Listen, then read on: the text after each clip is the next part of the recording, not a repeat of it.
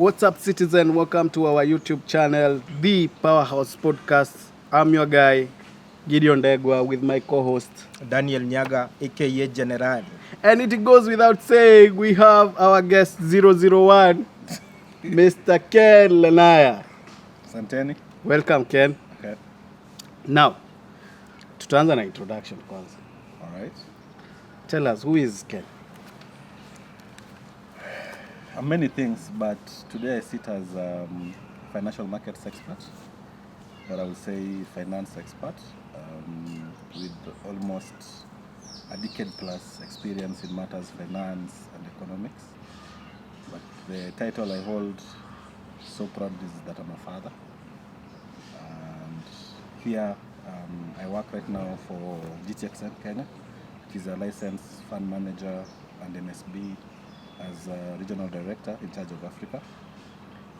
We do many things that we'll discuss as we go. Okay. I've known you for quite some time. Yeah. How many? 7 years? 7 years now. Yeah, 7 years now. What I know about you matters to do with finance. You're good. And as you have said, you are a father, you are a brother, you are an uncle. Yeah. I don't know whether you are a husband. Oh, you did put me to the spotlight like that. Yeah, there's somebody. There is somebody. Somebody from Gatuya. I don't know where Gatuya is. No. Gatuya is in Murang'a County. Oh, yeah. So in Shemeji. Yeah, I'm in lawyer. Yeah, there's somebody. There's somebody with somebody. You got that? There is somebody with somebody. Yeah. Somebody. Okay. Kuna mtu akona mtu. Kuna mtu akona mtu. Oh. If you don't somewhere get in it, Katuya. No. Kuna mtu from Gatuya Akona mtu. Akona mtu. Now you get it. Kamutu kake. Kabisa. Kadogo. Yeah. So basically I'm a father of, my daughter is 17 years. I'm 37, so you can do the maths. My son is 3 years. And Kamutu kwa this year. On the way. Yes. Congratulations. Thank you very much. Yeah. You should actually be pitching me, given the situation in the economy. With a teenager. Yeah, my daughter is in college in Strathmore. She finished school last year. So, and why I'm saying you should pity me, especially how the economy is at the moment, the cost of household goods has gone high.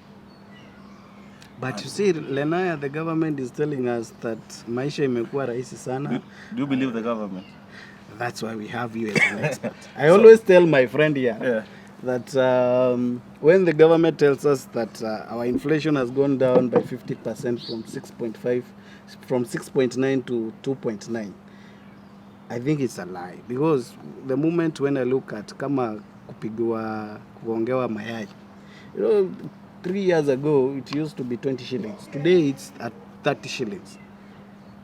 So what are the drivers of inflation? Is the household goods, tomatoes, nyanya, nduma, and those things, petrol, cooking oil. And having existed for 37 years, they are at all-time high, right? So again, if the government says that inflation has gone down, they don't need to say, you need to see them, and you need to feel them. The disposable income of every household has shrunk. Myself, my disposable income has shrunk by, I think, almost, give or take, 45%. But that means that the money I had that I could buy my kids diapers, toys, I can take them to a park, has gone down. And it has trickle-down effect. If I was washing my car twice a week, I'm doing it once. So the guy don't have fare to go home. If I was going to drink in a club twice a month, I do it once because, again, I have to feed the family.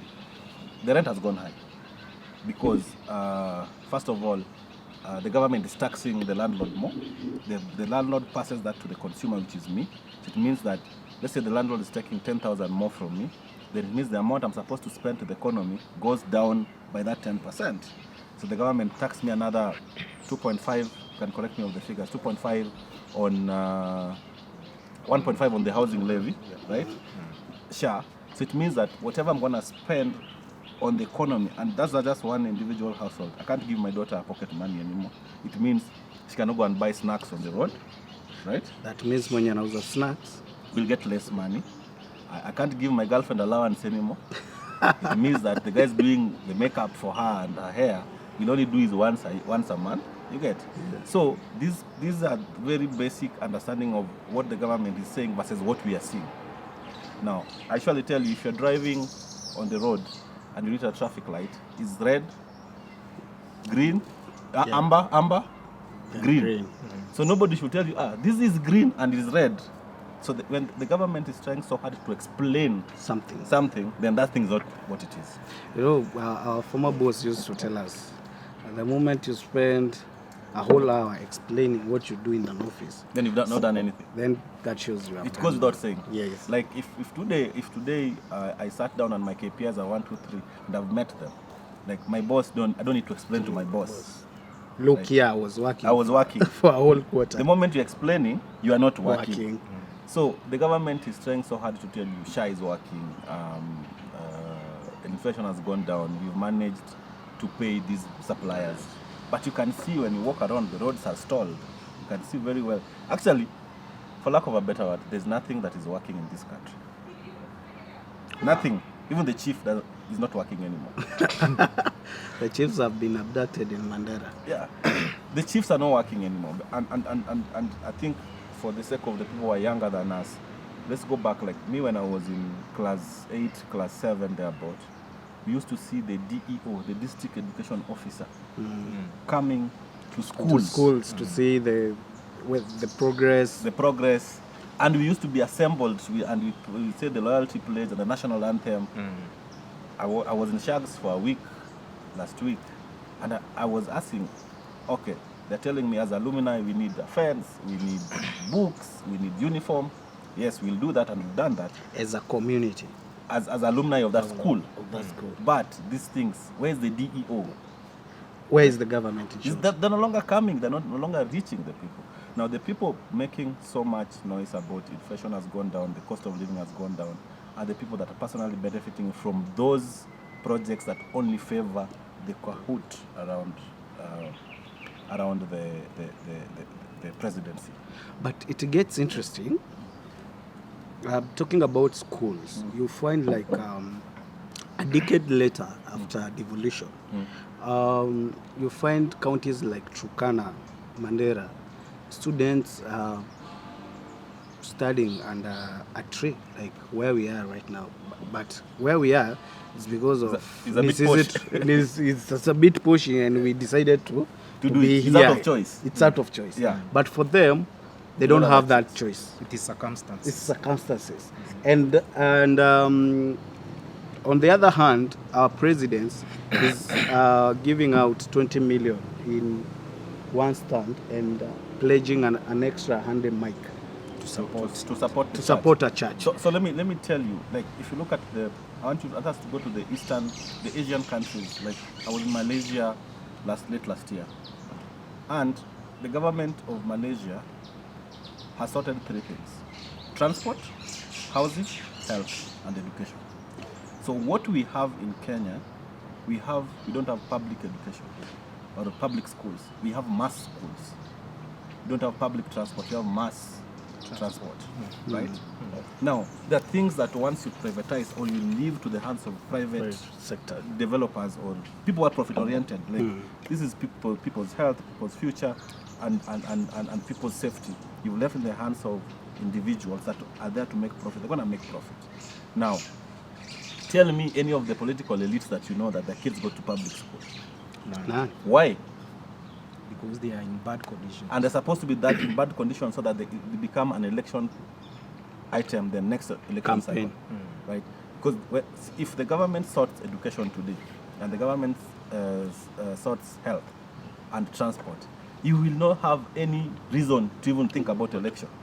Because again, let's say, let me give you an example of Malaysia. They're highly taxed. Like they're highly taxed. Like the driver was saying, if you find anybody on the street who is poor, that's not a guy from Malaysia. That's a foreigner from India, from maybe Nepal or those. And why? Because the government sorted their housing. So if today you are taxing me 38,000 per month to build a house which I'm gonna live in, it means that the money I would have paid in rent is going to come back to me. If you're gonna, like, I'll tell you, myself, I pay 450,000 per year for SHA, right? But if I get a cut, I can't even get a bandage from level 5 here. I can't, or Kenyatta, I can't. But I pay 120,000 per year for my private insurance, which is giving me what? Almost 5 million in patient, right? So, but how many people can afford whatever you can afford? Zero. Like I will say I'm privileged, but my point where I was getting into is when the government, like the incidents where we have the president is giving 20 million to a church, that is not donation. That is money laundering. Wow. That is placing. If you look at the process of money laundering, that is placing. Because why would I give 20? Short amekelea. Yeah, amekelea. Watu wake watakujia baadaye. Yeah. Somehow. And let me tell you something. And that's why you find the government is saying they have withdrawn 1.3 trillion. The CS, Treasury, he does not dispute it. He says, yes, the government has withdrawn 1.3 trillion, but it followed the legal framework. So basically, money was withdrawn. Do you know what is 1.3 trillion in cash? A lot of money, right? Hizo ni container ngapi? Za nini? Kama ni za busa. Assuming that money imeletwa pamoja, inajaza container. Yeah. So sometimes you find even hizi stories unaweza fikiria stories za jaba sometimes when Gachagua talks about this thing. I'm not his biggest fan, but the moment he talks about such a thing that there is a container in State House or a container in the DP residence, and then you hear a story, the Auditor General telling us 1.3 trillion has been withdrawn in cash, and then the CS does not say, no, we did not withdraw. In fact, we withdrew, but we followed the legal framework. How does it tell us as a country? As for me, even as you answer, I just want to understand how, in not defending, but how is it possible and how that process comes to a point where you have liquid cash of 1.3 trillion. He's asking, is it possible to withdraw 1.3 trillion? I don't think it's at once. Not at once, over 7 months. Over 7 months. I don't think it's possible. One, I'm not holding forth for the government, but I'm not a fan of any politician. Right? When it comes to the reason why I'm coming to your question, to answer your question, the reason I'm bringing that is that as a Kenyan nation, as Kenyans, you see all of us wear that bracelets. Yeah, this one. Yes. I've worked outside the country and like in 2-3 countries, and that is how the easiest way to see a fellow Kenyan. Yeah? As we wear this. You people, you are not loyal? I used to have mine. Yeah. As Kenyans, we are sentimental. And most of the things, our problem is we say, when things are said, we don't interrogate them clearly. If today I say that the government withdrawn 1.3 trillion, and there's a container in State House with that cash, how practical is that? Yes, the government has done things that we don't like. The government has put us in situations whereby we see our children going without food, and we see our brothers dying while there's nothing we can do. The things that could have been treated before. We see our nieces and nephews and our neighbors coming, not continuing with school because the government removed the capitation. We see our neighbors not giving birth on time or properly because Linda Mama was done away with. I had rumors that they were giving back, but we see it's not working, right? So these are things that politicians say, But I will say that once, I only talk about facts that I can verify, right? I told you I'm a finance guy. So I deal with figures, and figures don't lie. Yes. So if you tell me that the cost of this tea is 10 bob, what are the components of it? So the government has many ills. Like, there's something I wanted to say before you ask your question. Allow me to say it, then I come back to your question. Our president, when he was, I didn't vote for him, by the way. When he was elected, You had to put it clear. yeah, but I was his fan. Yes. Like, listen, I started working as a cleaner, down the ranks to a country director. This is somebody whose father we don't know, right? He's made his way to the most important seat in the whole world. He made his mark in Africa. He's like, this is somebody I wanted my daughter or my son to emulate, that without any financial or social support, you can be anything you want. And as much as I didn't vote for him, I wish I'd vote for him that particular time. And I told people that the president might actually surprise us by being the best president in the world. But we were surprised actually. We were surprised actually when the policies were never thought through. Like in the business world, like I also ran some small businesses. The tax bracket was very unpredictable. Today you are waking up, I'll tell you, I used to run a bar called Lit Nation, a lounge called Lit Nation. In Lit Nation, when I was trying to apply for the liquor license, it was 30,000 for a small bar. Then all of a sudden, there's a circular that has been moved to 100,000. You can imagine. Not thought through. No, there's no consultation. Then the license is 100,000. You know, when you work it in figures from 30,000 to 100,000. That is what percent? Almost 70%. 70% increase. Not 70. It's more than 100% increase. It's actually 110. 110%. Yeah, Yeah, it is 110%. But listen, look at it this way. The cost of doing business went high because you are requested to pay 100,000. Remember, this 100,000 has to come from the proceeds of business. The cost of credit is high. Because they will tell you we are doing risk-based lending, whatever that is, right? Second, you have to pay people, which now if we are paying them 10,000, their disposable income has gone down because they have to pay she, whatever that is. They have to pay payee, they have to pay. So their cost has gone up. So they're demotivated because they don't think it is the government. They think it is you reducing their salaries. You as the employer. Yes. So this has gone down now. And this unpredictability of policies and roadside declaration of things is what has gotten where we are. Because I'm very sure the government has technocrats. And let me tell you why Kibaki was so successful. Most people talk about success of Kibaki, don't know when the successful. Kibaki was go and read Jenga Karume's book or Adandwale's book. It will tell you that the government of Kibaki was surrounded by made men, people of honor, the Michuki, Karume, Miraria, those old people, that they had everything to lose should the economy go down. If not their businesses that already were successful, but also their names. And then you employed, you employed somebody, Your friends, who is very, very ambitious. you But want to make a legacy. the people he surrounded themselves. But then let me tell you, there are two dangerous people in the whole world. One, a woman who has nothing to lose, and a man who has no shame. No shame. No shame. And some of the people that the president surrounded himself with are transactional people. They're there to amass wealth through any means necessary. They're not providing any solution. It's about they've seen how poverty has racked their family. They've tested both poverty and power, and they saw between God and whatever they believe in that we're not going back to poverty. And talking about the people who surround the president, in matters of economy, I think the person at the center of all this is David D. And let's say we can add the recent one, Moses Kuria.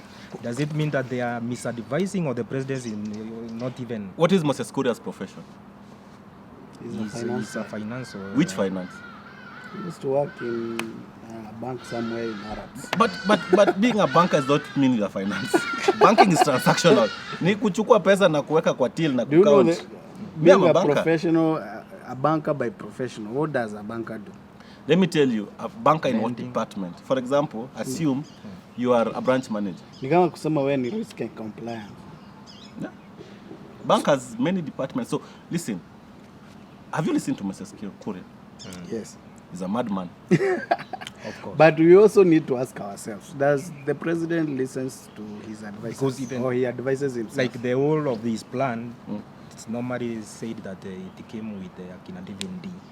David D is, I don't know, I heard some rumors that he was, if I was to use banking, he was debunked by the bank, by Kigali people, Kagame. David D is, even if he was efficient, there's something called emotional intelligence. You can have the IQ, but emotion and the reading the room, and the way he talks, the kind of insolence and arrogance that he portrays, tells me that he's not intelligent. True. Like now, I cannot come here and say I've not paid my staff, but I've just bought a new Range Rover, and I tell them, please come in and see how it feels. Right? That's what David D is doing, right? So I will not say that the people who surrounds the president are competent. Most of them are just dealers, right? But even the government, we have very brilliant people. I know of a few brilliant people. If you look at the guys at the bank supervision side of the CBK, if you look at the people at Herufi House, these are brilliant people. They're technocrats. They've been there for a while. But you see, there's the person who leads and the people who help him lead. So is it true that the president doesn't listen to his people? We cannot verify or quantify that statement.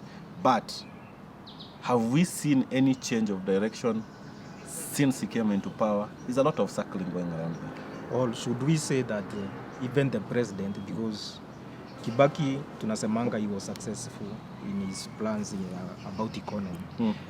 But Kibaki was an economist himself. Is it a way that even the president should be an economist so that the economy can grow? Or? No, you don't need. You don't. I was telling you just now. I need technocrats. I did mass communication, right? And I'm in treasury for 16 years plus by now. I've been head of treasury. I've set a lot of treasury departments because you learn on the job. But you just need leadership. When you're a leader, you just need leadership. And leadership is people. Who are the people? Who are the Kenyan people? I told you the key. Let me tell you, how to change this economy is very simple. I want to give Gideon a good example. Me, I grew up in Nyanza.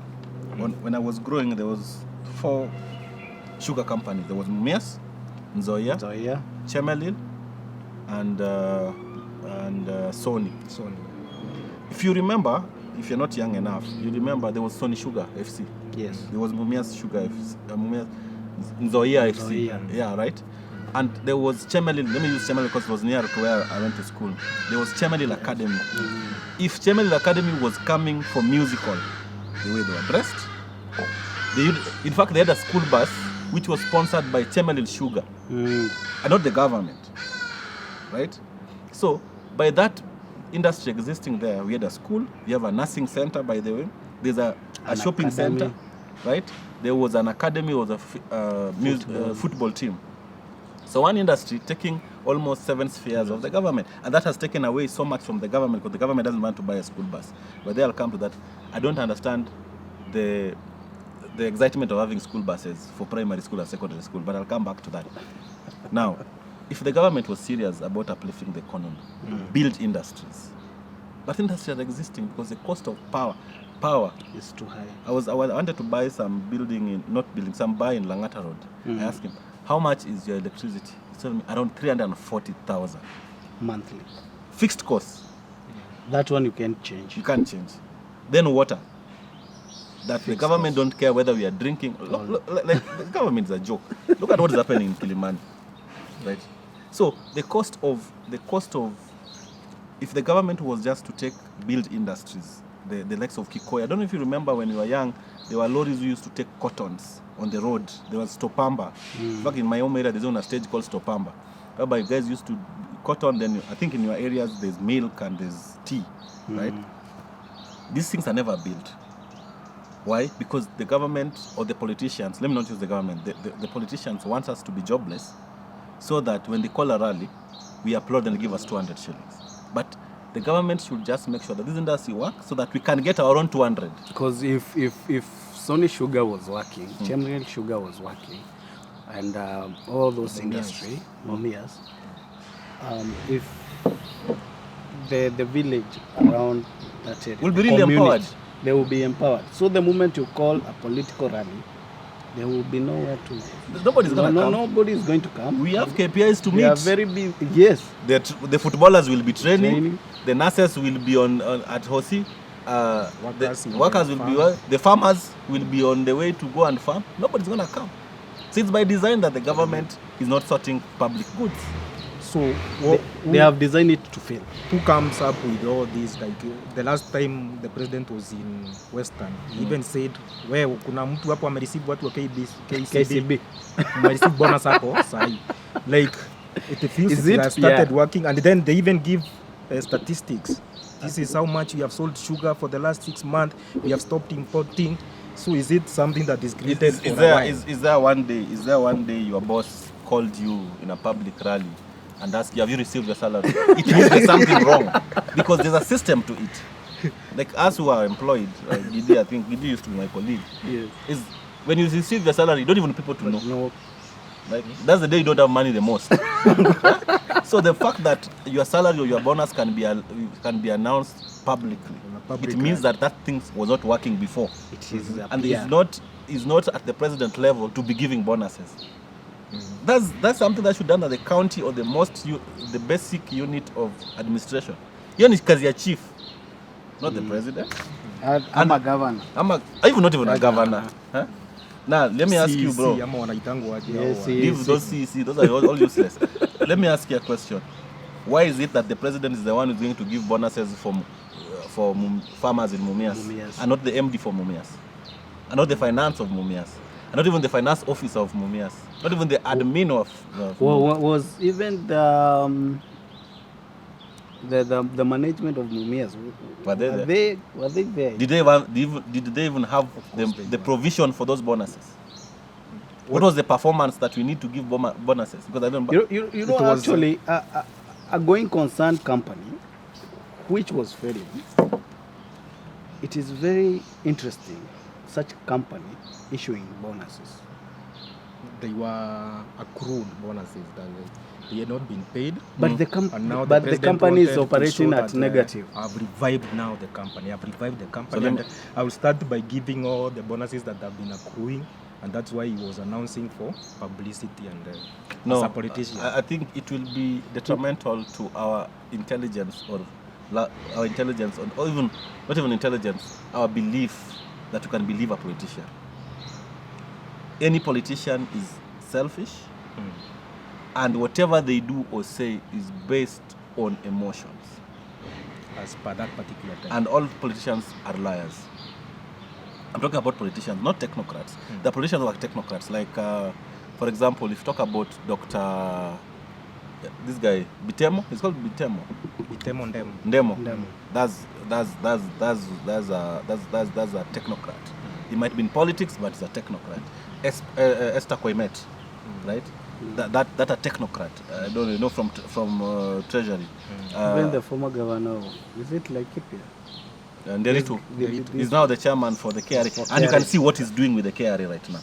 You can see some changes that are coming in KRA, right? So when the politicians are very good people, but they change the moment they take the microphone. When they see you singing their names and chanting their names, they become a beast. They can say anything. They can even say, Jesus talked to me yesterday, he's coming tomorrow. And you and me will cheer up. So we can forgive the president.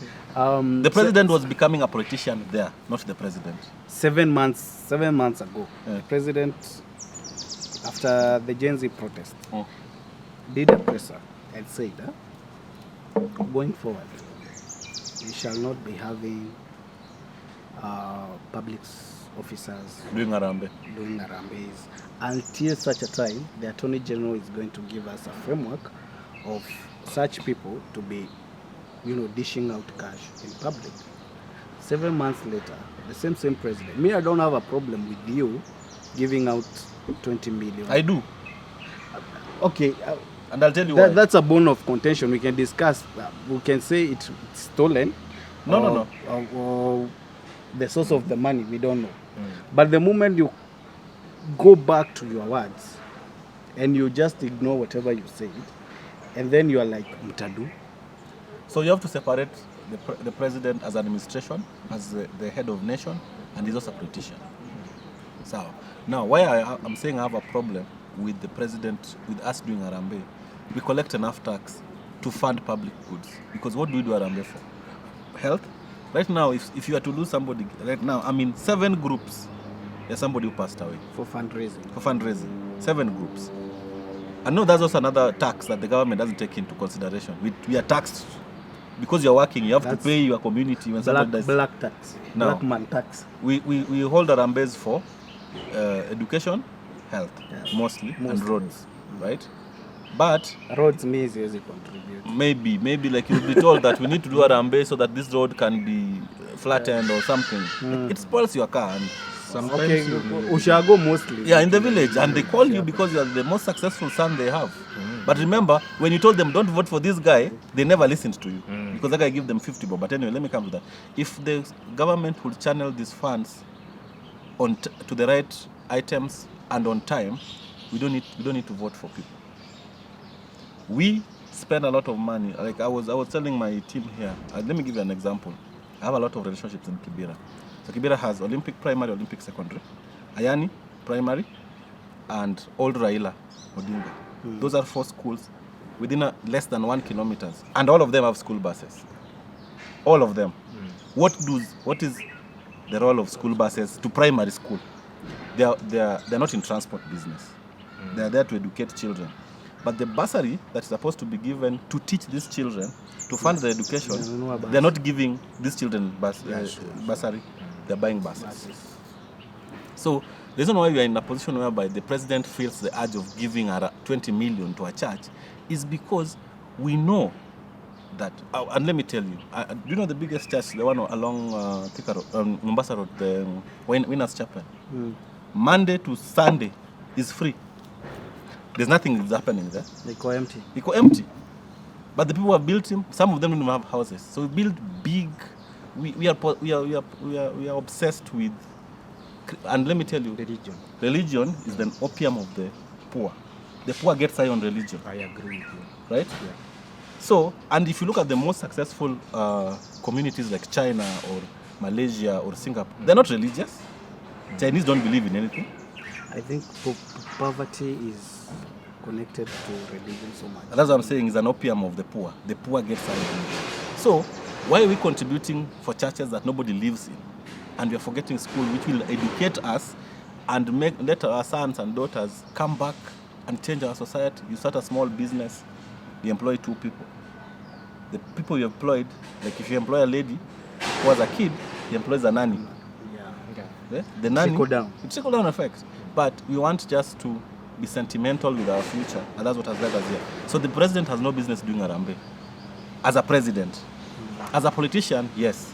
And what has got us to where what the president is doing is what is called tokenism kind of politics. Whereby, when I go, even you, Gideon, if you go to your rural area right now with this car of yours you're driving, and you park at a shopping center, 3 or 4 boys will come at mheshimiwa. When mheshimiwa hata hujasimama, mheshimiwa anatuacha aje. Au utasema, oh, siji what is that? But you're driving a BMW. Mbona una pesa? You get? So the people believes that you have to give something. For you, actually, in this country, the 4 powers that you must have. 1, political power, financial power, social power, and religious power. People forget the academic power, the ability to solve a problem, the ability to provide solution, the ability to impact a society. And all these politicians are talking about, none of them are doing that. They're stealing money. What do they do with their money? They stuff it abroad.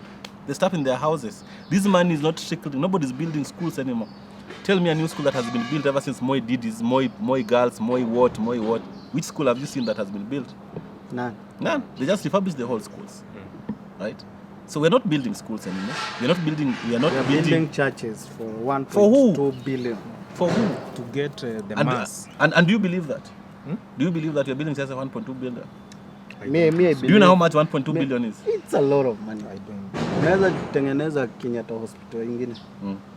But now I was thinking it in this perspective. This 20 million that Ruto is taking to the church, without those politicians, this pastor ataumiza hawa watu wake. Ataumiza watu wake aje? Si wajenge hiyo kanisa na propose. Why do we need to build a church? Of 1.2 billion. But let me ask you. You know we are religious na wengi wetu tusha nini? Bro. Tushakuwa and that is the problem. So I would take it maybe amesaidia hawa wase sana juu. Aje. Because hawataitishwa sasa. Amesaidia aje na hiyo ni pesa yao watu. Juu by the way watalimwa na pastor. But bado wanalimwa na government. Si bado kwani tax inatoka wapi? Sasa utaksiwe na gava alafu bado utaksiwe na church. But let me ask you. God, what is the address of God? Is PO box where? It's just praying. So wasema ni omnipresent. Anasemanga ni omnipresent. He's everywhere. He's omnipresent. So, and that's why the government don't want to, not only the government, the politicians don't want you educated. So that they can rule. Remember, I don't know if you guys came from, I came from a different, me I'm a Seventh-day Adventist. Born and raised. I grew up with my grandma, who was a serious Seventh-day Adventist. You could not question religion. Why? Because the moment you question and you know, you will disagree. And you'll be cleverer. And you not sit in a place for 2 hours. Somebody to make noise for you for 2 hours, spitting saliva on your face and telling you nonsense about prosperity gospel is not there. They don't want you to question. Right? They don't, yeah. And our biggest downfall, for lack of a better word, is our mothers in the village. That is very true, I agree. That's because and the people, the inventors of religions were so clever, they attacked the women because they know the women spend time with children. So by the time you're growing up, and you're already in Legio Maria, walking barefooted at 1 a.m. because God told you. With a cross on. And stupidity. So, Gidi, what I'm trying to say is that I know it is fancy to sit here and say the government has failed. It is very fancy. But what is the government doing differently? And I don't think running a government is that hard because you just need to prioritize. You have a priority matrix on what you need to do. It's just education, health, infrastructure, common goods. By the way, there's a portal here next to Prestige. If you hit, you're done. Garage. You're done. And how much are those spare parts? Do you know how much they are? The government put a tax on them, right? So the government, the politicians that run the government is designing us to suffer more for believing in them. We suffer more. Like me, I grew up, I became an adult during Kibaki era. Things were easy. When I started my bar, I was Late Nation. And let me tell you that back came into. I lost my job when I was in Mayfair, just before I joined you guys. And I had money in my account, but I didn't have anywhere to go. So every time I wake up, when I come to your office, you're busy going for a meeting or doing a report. When I come to his office, hey bro, I need to meet somebody in town. When I went to meet her, it's like, oh, can we do lunch tomorrow? I'm busy. And then people now stop taking your calls. Because they know you're jobless. You can't do it. I have money in account. In fact, I have even more money than them. But I don't have anywhere to go. So I decided, let me... Hana kazi. Unakuja ofisi yangu kwa idle. Hii si Uhuru Park. We no longer you can't even go and idle in Uhuru Park anymore. But anyway, that's fine. You'll be asked for a tax to idle there. So anyway. So I wanted to start something that I can go Even to. being idle, it's becoming expensive. By the way, you'll be arrested by the police. For being idle. For being idle. And I'm jobless. And you'll be asked to tour something in the Utoke. That's a tax also. So anyway. You had money in your account. Yeah, I had money in my account, so I decided, let me spare $1 million and open like a liquor store. Whereby I can go there, hang out with friends, hang out with people who are idle as me, sell, get something. Then the liquor store did very well. During the last terms, that was in 2020, going to... Even when I went to Djibouti... The corona... Yeah, even when I went to Djibouti, I left the liquor store running. And yes, and I was getting... Even when I was... After paying everybody, because I had like 6 employees, I was getting around 120. And it was small. In a month. In a month. Like, nishalipa rent, nimelipa kila mtu. And the highest paid person was 54K. And the least paid person was 14,000. I had all those stuff. Wow. And I could get 120,000, right? Wow. And I was fully stocked.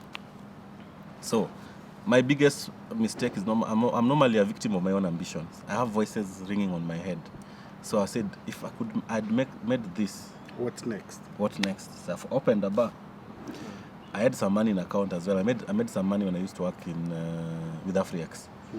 So I called my elder brother. He's like, I want to open a bar. He's like, you've done well with the liquor store. Let me support you.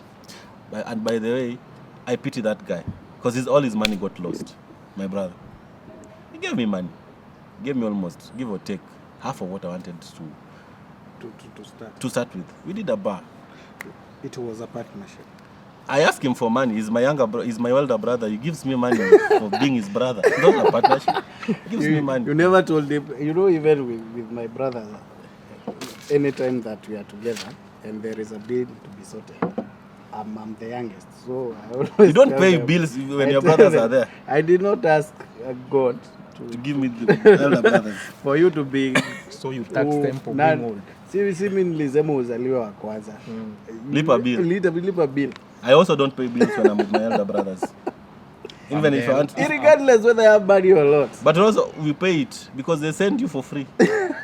I'm a country director, but my brother still sends me to go get his jacket and wash his car and take his car for washing. That's another story. I'm youngest and I normally pay for the older ones. Kuna shida. Kuna shida mahali. Kuna shida mahali. So anyway, so my brother gave me money. I added with what I have. We did almost. That was which year? That was 2022. 2022. Now the rain started hitting. 2022 we made money. I remember the first time we opened on the 10th of October 2022. By 2 a.m. we didn't have alcohol and we had stock for 3 million. Umeuza yote. And it's still packed. Now my manager is asking me, what do we do? I say close the bar. So we can't close the bar. So we went to these supermarkets that open 24 hours and bought alcohol and sold them at that price. Because we don't want to disappoint. Just to maintain. Yeah, maintain. To maintain, and we made money. You see the moment you lose that. And then name. In 2023, the government, the brutal, not thought through policies of the current government started coming in. And people started having less money. And I have 34 staff. And I have a rent of 120,000. I can't pay. And now I say, I've been taking care of the payroll, which was almost 400,000. So every month, out of pocket. Now my pocket. So whatever I'm paid here at Chomoa, 400,000, I paid these guys. I did that for 1 year because I was hopeful. It's going to pick. Yes. Till one day I just said, let's have our last dance. It is what and it even is. the liquor store right now has only one staff, and I'm struggling to pay her. You can imagine. So I've burnt almost 11.11. If I don't count the 400,000 I was giving, I was assuming that. No, one you made, should count. That's a lot of money. Do you know that's more than 4 mic? Yeah, that's 400 times 12. 12 times 12. It's 4.8. Yeah. 4.8. That's Ikaoga maji. Yeah, Ikaoga. That initial investment of 11.95 Ikaoga. When now I wanted now to dispose the things that I bought, chairs that I bought for 5,000. Someone said, I'll give you 1,000. And you have no other option because where will you store them? Utaipeleka home. The landlord needs his money. But if hata yaki kuja, by the way, one day, let me tell you, one day I was coming, it was Easter, I remember. I was coming from SA. So my manager called me. Leo ni Easter, watu watanunua pombe. The previous day waliuza 1,200. Aba. Me, I was shocked. Huh? You know, in December, you expect that. 31st, huh? Yes. You see that period from, let's say, from 20th. 20th, yeah. When that build up. Yes. Back at 5th of January. You know, in such industry, because I'm also in that industry. Whether I mentored you for that liquor Yes, store, you didn't pay me. You remember I used to call him before I opened. Huh? I used to contact him a lot. Oh, what do we do? What do we do here? You know, he did consultancy for free. I will pay you in future. I don't know. So as I was saying, so in that period, 2022, it was very good. Until 2023, unakaa hivi, msichana anakuambia jioni ameuza 1k. You're supposed to pay rent, you're supposed to pay her, you're supposed to pay electricity, You're supposed to pay water. you're supposed to pay water. And remember, the license is 50,000. Yeah, is it a liquor store? Yes, 50,000. 50,000. Yeah. Na ujalipa hiyo ni alcohol. Ujalipa unified nonsense that's you umelipa tu liquor license. Then kuna hizi black tax ya polisi amepita hapo. Sijui nini. And then kuna hii unified sijui business. Then kuna ya health. Kuna food handling. Kuna signage. Kuna signage. Yani kuna tutax. Kuna pest control as if wewe ndio wewe ni list of nini. Kama unafanya fumigation. Yeah. You know you end up paying. And you see they charge you for pest control and they don't come to do that pest control. They don't come to fumigate. Yeah. Na wakikuja wapate hauna. It's a problem. We are led by people. We have very good policies. If you are to sit down with the government and see the policies we have, this country can be transformed. What a Singapore. Singapore, I think, is overrated as well. It's fucking expensive. Oh, sorry, it's too expensive. We can be better in providing social services if we follow what was laid down by our forefathers. Our forefathers actually thought through it. Look at an estate like Buruburu, right? They have playing ground for kids. Very well thought of. Yeah. In Ayani, where I've spent most of my adult life in, the playground for kids, mtu amejenga church. And the government know. A place where there was a basketball court, there was a football court, mtu amejenga private school and is charging the community to take their children there. So the government has good policies. All those things you're saying, pest control. Kuna time, the government, if you remember, the government used to come and fumigate the whole estate. There was a time, I think you guys were a bit younger. There was a time, ukiwa na uniform, you are not paying school fee, transport. Yeah, sure. Right? Yeah. Sahi. But you see that hata osi nilikuwa naona ushago unaenda unapitizwa. But let me tell you, my daughter went through Kibaki and Uhuru era in high school. There was something called Edu Afya. In fact, my daughter, from Form 1, they say from Form 1 to Form 4, I never took her insurance. Because I knew when she's not feeling well, the school will take her to Hosi and she'll be treated. So, unajua hiyo 2,000, 3,000 and unafaa kulipa, it goes back to you. Your pocket. So, Una save. There was capitation. I think as we paid for national schools, we paid 53,000 per year. Right? And then, imepanda. So imagine the government is taxing you, but now your cost of operation, what is called OPEX, if you are doing business, is going up. So the government has very good policies, but they don't want to implement it because if they do, implementation is the problem. If they do, you will not need a government. You know, if they do today and implement all these policies, anybody can be an MP or president because you don't need money to campaign. You need brains. But what do you guys do with the people with brains? You kill them. You abuse them and tell them they don't come from.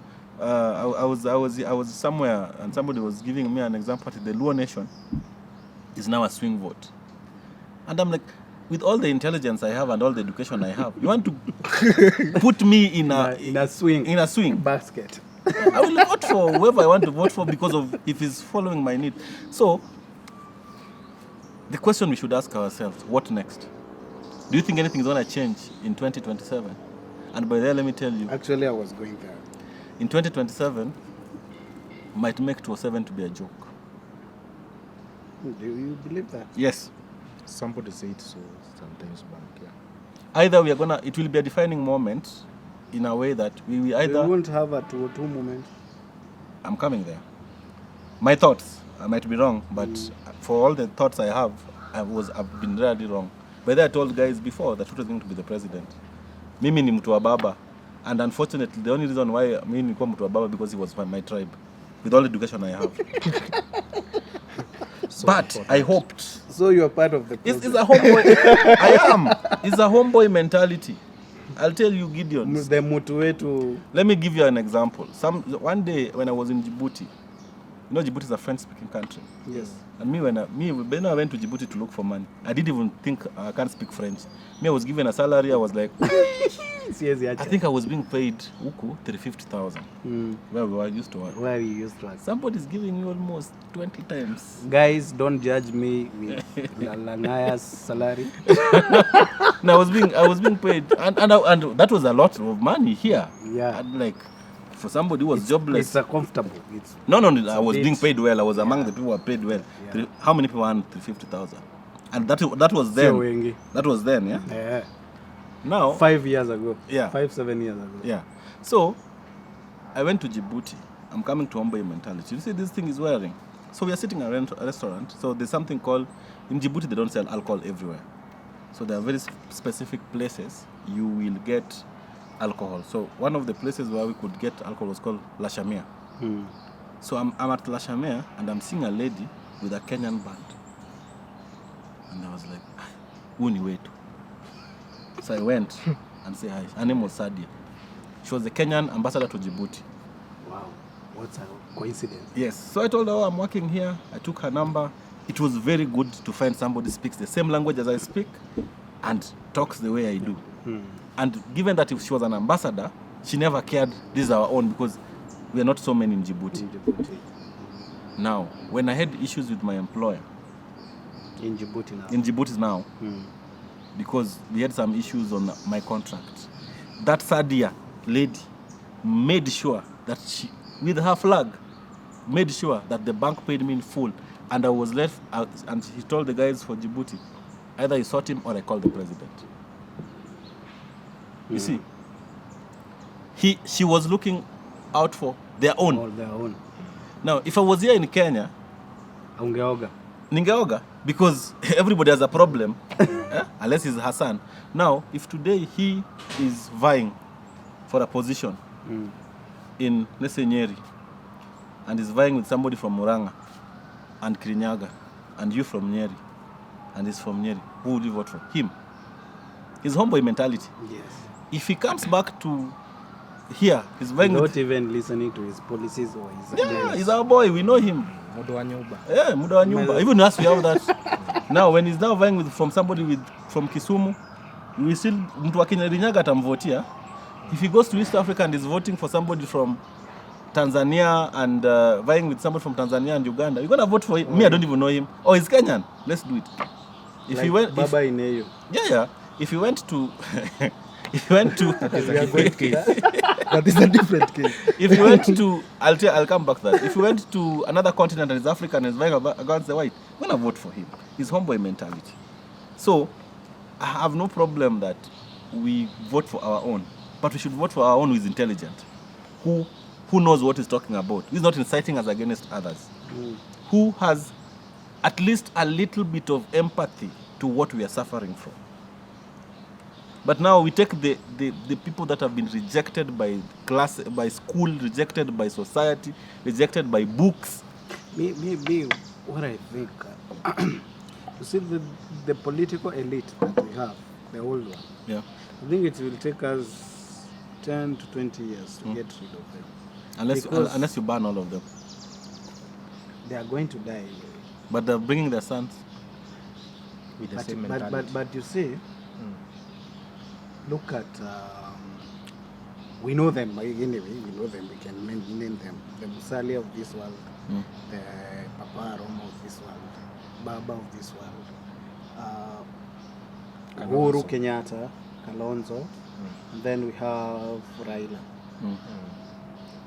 You know, these 6 people are the problem in this country. No, you are the problem.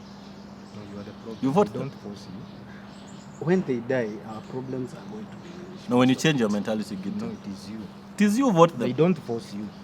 Nobody comes to your house and beat. You know, in that booth, it is only me. I have admitted here I voted for Raila just because he was Luo. Nothing else. You see, the moment he dies, you will have no other option. You are going to. But another guy is gonna come. But another one can come with the same mentality. And Let me the tell same you guys. problem. But it will take time before we go back to such. We lost how many years? 60 years down the line. Gideon. I don't see Uhuru's son coming to ask for a political seat. and it's going to be very difficult. And you see, the problem is... Ruto's son will. The problem is, Gideon... which is going to be very difficult. The problem is, you are like... And nature abhors vacuum. You see, the moment there is that vacuum, watu wametoka, nature automatically will come up. You see, like the way Raila joined the government, and now the people were left with no one, the Gen Z came out. Because there was that vacuum. No one is talking about these issues, and we are raising some pertinent issues which should be addressed, but no one is listening to us. So what do we do? We fight for ourselves. I know you are the interviewer, but let me ask you. Do you think Raila joining the government is a good thing or a bad thing? Politically, for the political elite? No, for the nation. For the nation, it's a bad thing. It is a good thing. Let me explain. Why myself, I was praying for Raila to win AUC. Me too. Why? Because I wanted him out of the local politics. Yes. I wanted us, like in the Luo Nyanza, we have not developed because of Raila. Because you cannot be elected if you're not on the ODM. Exactly, that's Raila what I'm saying. So, if that person is out of the equation. And your MP will say, may I vote my nomination? I'm paying. So he's not going to provide the social things that's supposed to provide because he only have to please one person. One person. And the people with divergent views in Nyanza, like Rafael Tuju, they're never really appreciated. That's how our politics is local. Now, let me tell you why I think Raila joining the government is a good thing. It's a good thing because it will leave us with question marks. Who, for a very long time, Raila has been touted or has been told as he's the father of democracy. He is. He fought for this constitution that we can sit here and talk about. Yes. But legacies have expiry. Right? Pele cannot compete with Mbappe size. Right? Thierry Henry cannot play with Saka at the moment. Right? So what I'm trying to say is that that is how Raila has died with his legacy. We appreciate him for his time and whatever he's done. But from here, in 2027, it will never be about, I told you to vote for your own.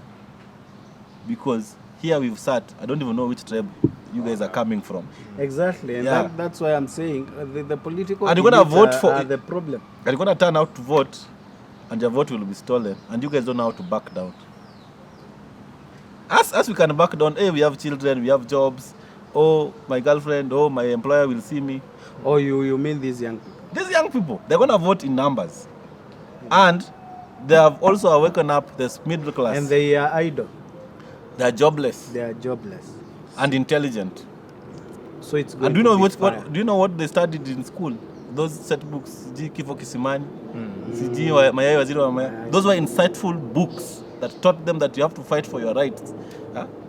They did at the likes of, I think I was talking to my daughter, it's like, even... river between. The river between. Kifo Kisimani. You know Kifo Kisimani, the likes of Mwelusi, right? Yes. And we did a man of the people, Chief Nanga and his stupidity, and that's exactly what is happening in this country. So, these kids are going to vote in numbers, and the middle class have also realized, even if you don't vote, this guy is coming for, government is coming for our pay slips. So they are also going to vote. And the government being government, the government we shall say is they have long hands and short temper. But even if you're stealing, at what magnitude can you steal? Good question. I told you, fear man was no shame. Because kama umepigwa na landslide ya, let's say 6 million. Do you know? You're going to have a 207. You're living now I can believe you. Yeah. It's going to be worse than 207. And you see, as we would back down in 2007, because we had a lot of things to lose. Yes. We had families, we had in-laws, right? Like me, I was in Naivasha in 2007. And you guys think it was when it was a joke. I went to school in Naivasha. It was, that shit went down. So you saw some of us, we were kids. Yeah. Now, you guys are playing with young people in universities. I know universities everywhere. You mess the education.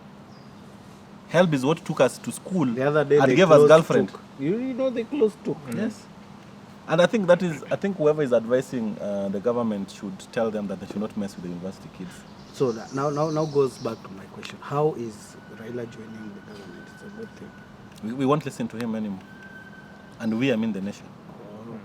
Raila and Gachagua are one of the people who has, first, they evoke emotions, and two, they are good mobilizers. Grassroots mobilizers. Raila, I think as age is now catching with him, he's not very eloquent as he was. And for Raila makes it worse because he has this, it's like a cult. No. He has these sycophantic followers. Gideon, do you have kids? Yes. Have you sat down and see your kid dying, right? And you can't help. You have nothing. It's very sad. It's very sad. Do you think you can convince me to vote for the government that Raila, because Raila is I'm a psychopath? You see, I told you, every decision, the biggest unit. And what do you say about hawa watu wanasema baba akisema right tunaenda right, baba akisema left tunaenda left? Those are dealers, they're paid to do that. And do you think that's going to change? No, the dealers will be paid, but the voters will decide. Are you convinced? You know, I normally talk like that. He says. Me, I'm telling you, There is an age gap. There's, to me, I believe, there are some of us who have reached to a point where if I'm for Raila, I'm for Raila. Yani kuna ka age gap fulani.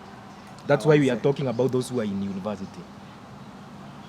And those who are above these Gen Zs, who a good chunk of them, they are diehards. We don't care where Baba anybody is. telling you that. No, leave But up. you see, our parents, sisi ndo tunauawa, watoto wao ndo wanauawa. You get the Gen Zs. Your parents have something to Gen lose. Zs ni hao wenye unasema.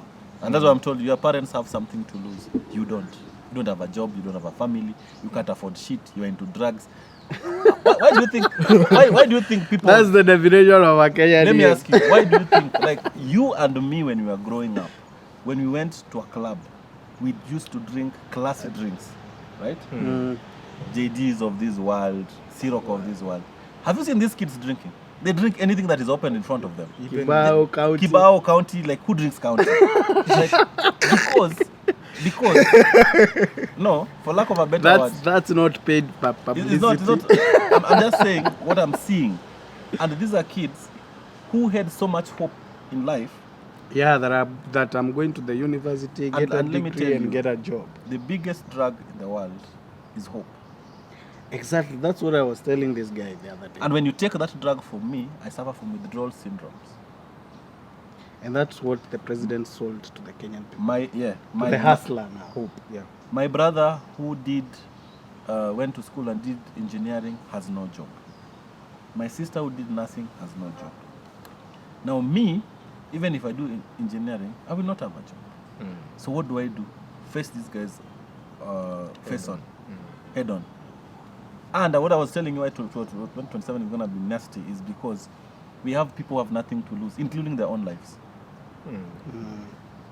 Because for the first time, but did you see those kids? Parliament was inflated for the first time. I have a manager. She's a baddie, 100%, like a proper baddie. I meet her when I was coming from work. Where are you guys going? You know this baddie is light skin, lashes. Where are you going? We are going to demonstrate. It was fun. They went. And how do you tear gas a bad? No, the Kenya police. In fact, one of the things the government should change, Kenya police, anybody who joins the force, anybody who has worked the force for 24 years should go home. Yes. And anybody who joins the police should be a graduate. Because they're dealing with intelligent people right now. You know you are right, the constitution is very clear. But this is a guy who was trained in Kiganji in 1961. He wants to come and tell you what? You've traveled to how many countries? You've met how many people? You've interacted with how many people? You run institutions. Somebody's going to tell you that there's something called highway law, that so long as you're in the big road, even if the other person has looked at the light, then you can't tell him shit. Those things need to be changed. So anyway, the police are also mothers and fathers and brothers. And it reaches a point. How did they reach the parliament, by the way? They were let in. They were let in by the police. That's why they fired The people who came in is I don't think it's called strategic building protection unit, if I'm not wrong. Was but that was later. Washaingia parliament, wamekula You remember that guy was saying, Mr. Speaker, sir? Alikuwa huko ndani, alivaa mpaka nguo ya speaker kitambo. Later ndio mkamu, these guys are in the parliament, but they're there before. Now 2027 is, and I don't understand why we are campaigning right now. Because that's the nature of this country. Because you've not done anything for the... Our current president started campaigning in 2013. Did you vote for Ruto? No, I did not vote. Who did you vote for? I did not vote. Who did you vote for? Were you old enough to vote? Yes, this was the third or second. So who did you vote for? I failed this country. Why? It was my third time. Why? He gave me very good hopes that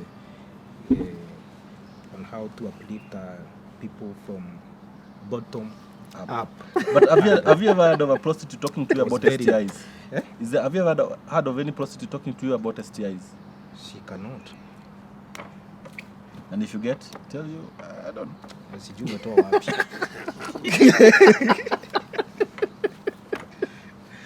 How long have we been rolling?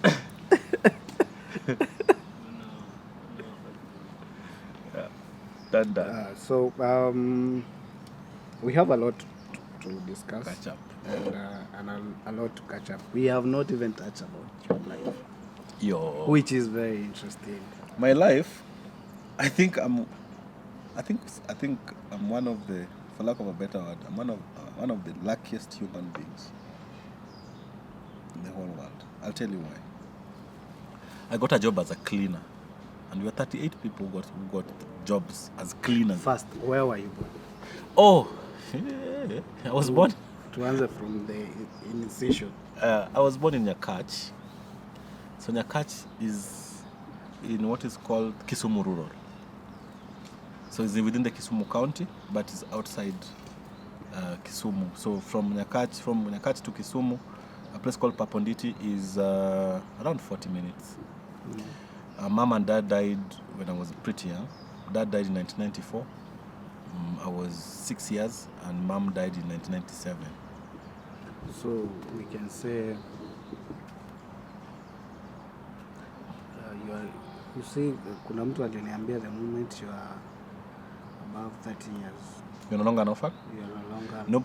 You're orphan. You are an orphan till then nobody can replace your parents. But me, I've been orphaned twice. When mom and dad died. I'll explain to you. When mom and dad died. Dad, Even me, I lost my mom when I was pretty young, yeah? pretty young. And you know- Actually, I lost my mom when I was 3 months. That void nobody fills. Then now, when my mom was dying, she handed me over to my maternal mother, her maternal mother, her mother, basically. Grandmom. In Luo we call her Dani. Adani. And that woman was Adani, Dani. Dani. D-A-N-I. No wonder Baba supported Dani. Dani means grandfather. You guys call it Shosh. Oh. So, Dani to me was everything in this world. Like Dani is one of those women who would show up in school, in high school, with a kikapu. There's milk, there's potatoes, there's fish, there's omena. And you know her, She decides to embarrass you. given her age, Whether you like it or she not. didn't know that this class is not for Form 1s. Anaingia tu class asema nataka Ken. Ken mugani. So guys don't know because you have to give the other name. Mtoto wa Mariam. You see, and she'll come and she'll feed the whole class. Wow. Right? And the day Dani died, so I'm saying I'm orphaned twice, was on the 28th of December 2008 at 3:14. I was with her. She had fallen down, broken her hip. She was a big woman, like she was a proper Luo.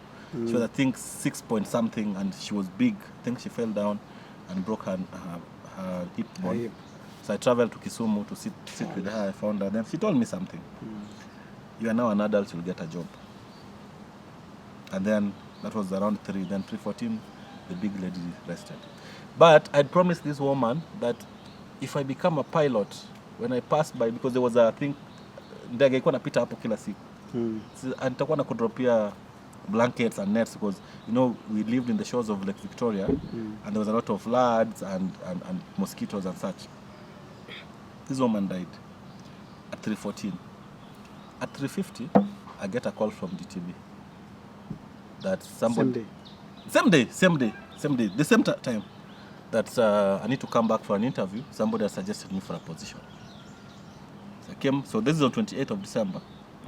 So how umetupeleka mbio? Umepeleka syllabus mbio. So high school, primary school? I'm coming there.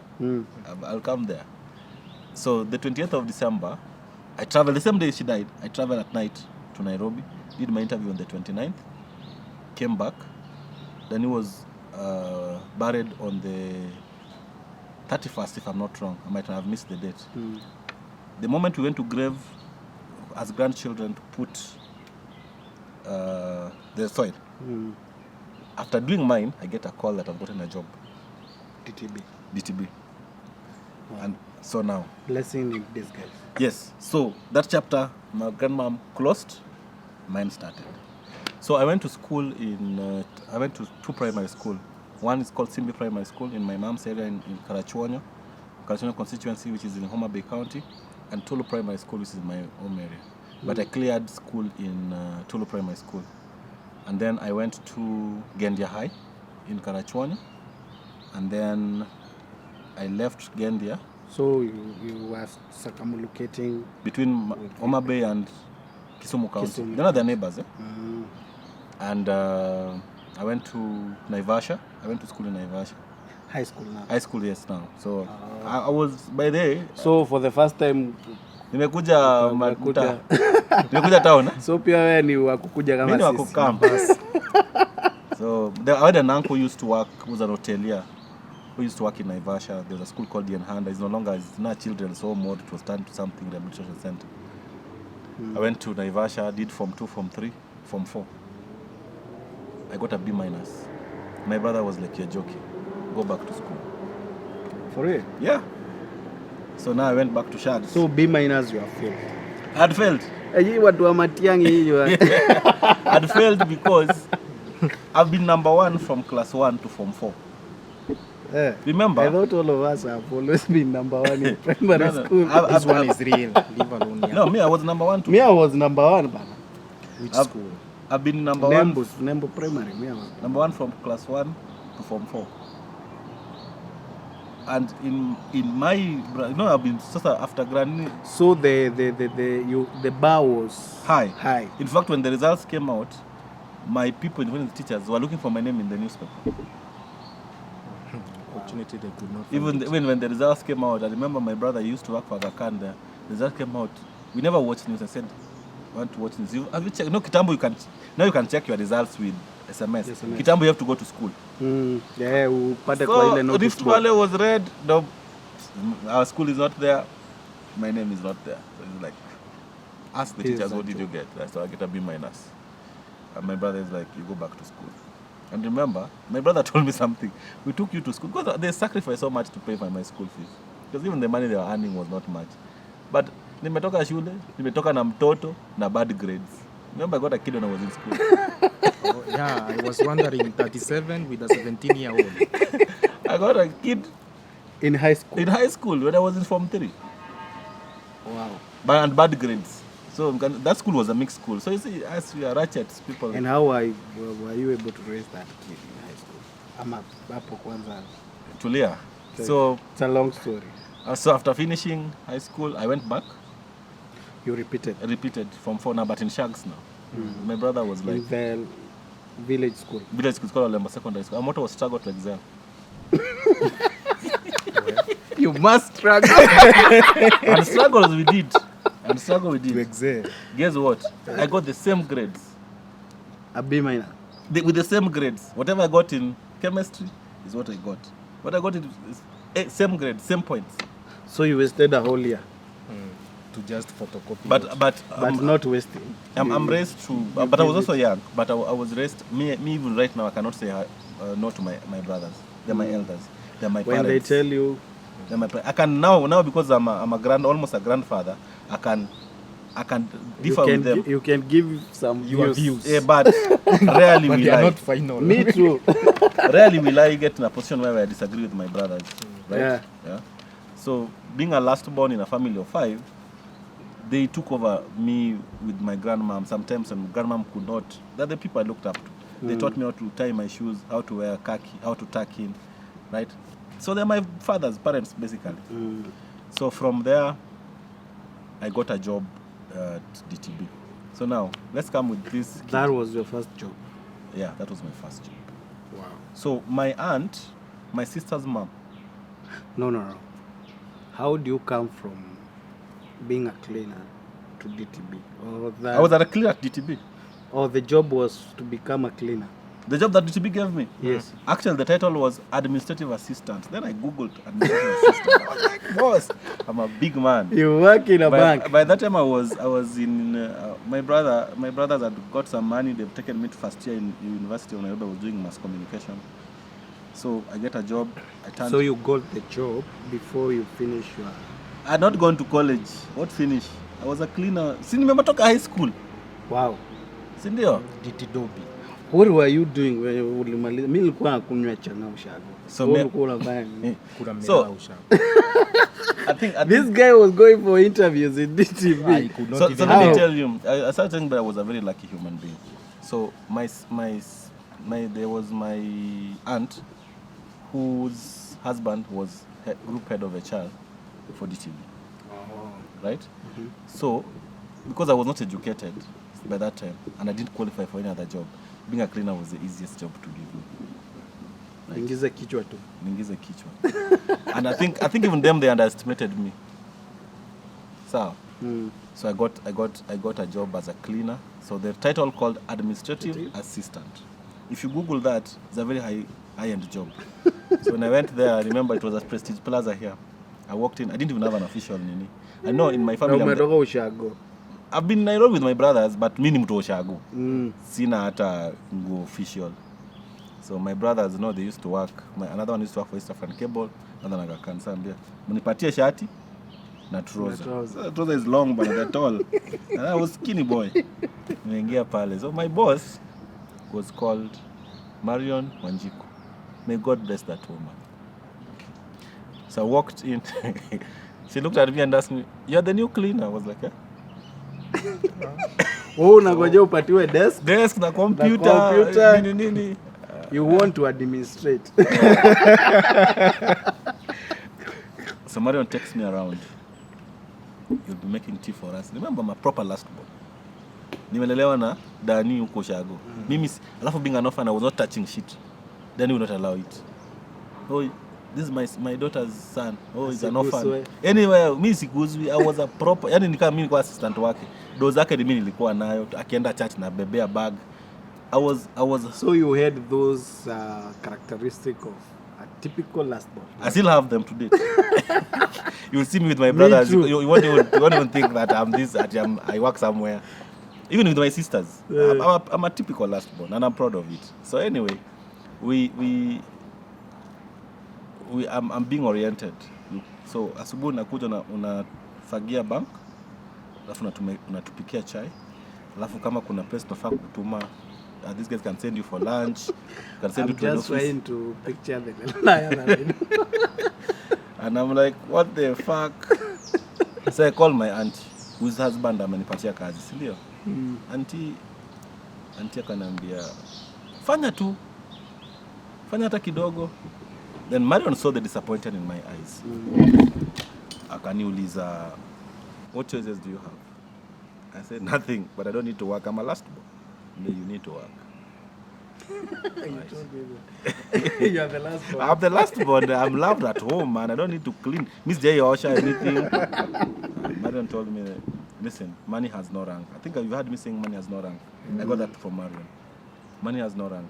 Whether we are cleaner, whether you're a manager, ukiwa na thao yako, ukienda Nakumat, that time Nakumat ilikuwa opportunity prestige.